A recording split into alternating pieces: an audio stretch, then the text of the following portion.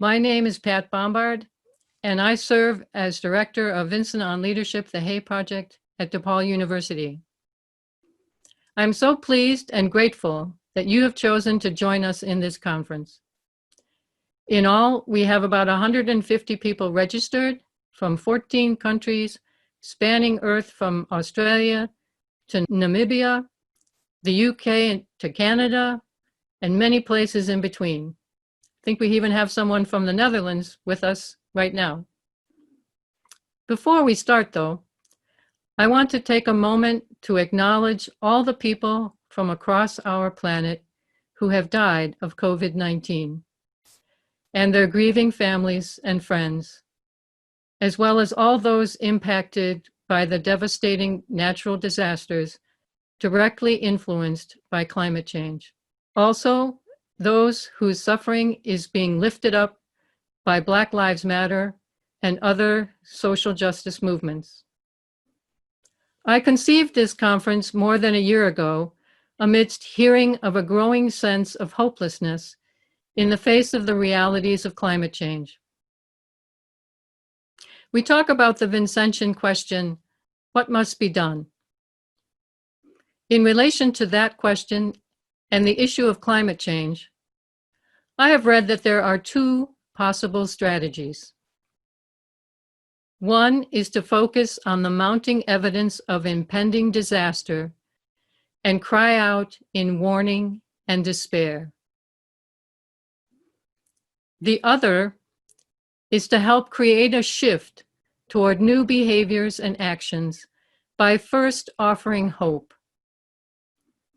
We do this by creating awareness and understanding, by sharing the stories of those who are, right now, right where they are, working to change destructive patterns and to heal the earth. Finally, the full title of this conference is Leading with Values, Vincentian Contributions to a Sustainable World.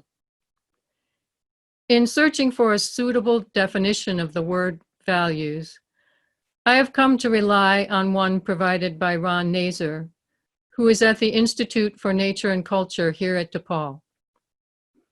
He defines a value as, quote, any belief, principle, or virtue held so deeply, consciously or unconsciously, that it guides our behaviors, decisions, and actions, unquote.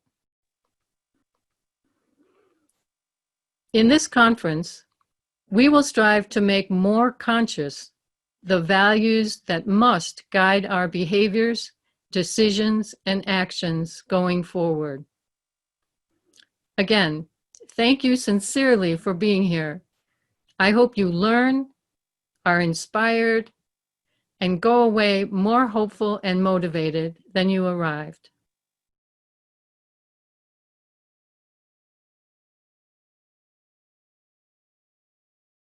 On behalf of all of us in the School of Public Service, where our project resides, and all of DePaul, I am pleased and grateful to welcome you to this day.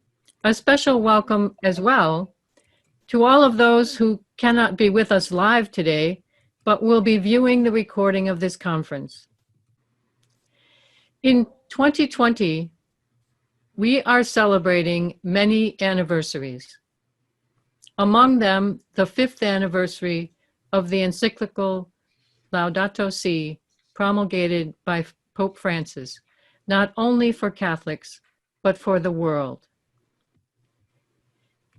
In it, Pope Francis says, quote, we are faced not with two separate crises, one environment and one social, but rather with one complex crisis, which is both social and environmental.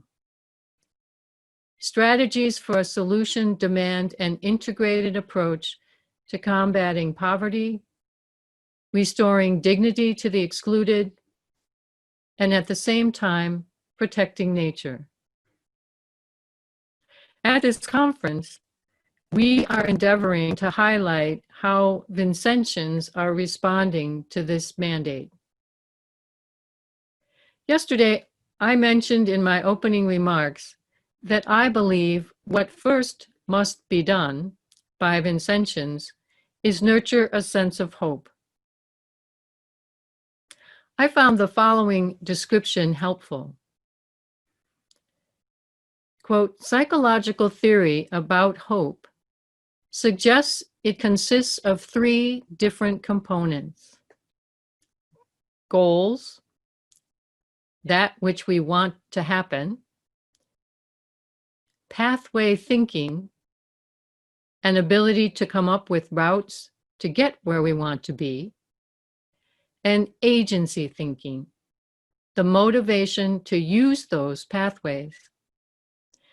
The research also shows that people with high levels of hope are more likely to take action and are better at figuring out how to reach the goal. We know the goal quite clearly: a sustainable world. We are here for this conference together to work on identifying pathways and enhancing our own motivation. I am pleased to open this second day of our conference, in which we will hear from more Vincentians about how they are contributing right now to a more sustainable world.